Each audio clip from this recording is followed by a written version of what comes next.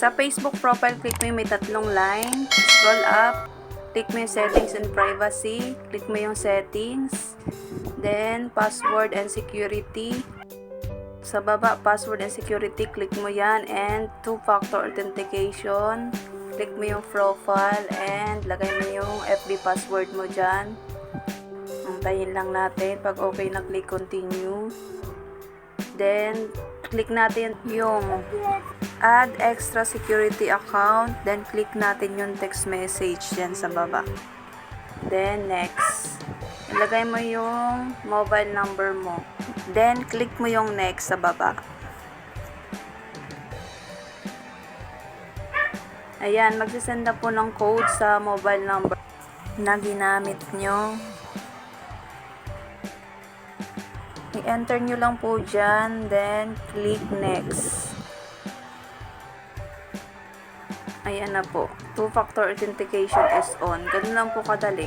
Mag-set up sa text message. Then click natin yung done. Next naman is yung authentication app. Add extra security to your account.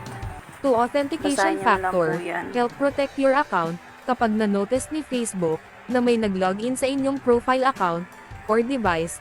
Ang gagawin ni Facebook, paprotektahan niya ang iyong account sa mga hackers para hindi ito ma-hack, magbibigay o magpapadala sa iyo si Facebook ng verification code sa pamamagitan ng authentication app or text messages.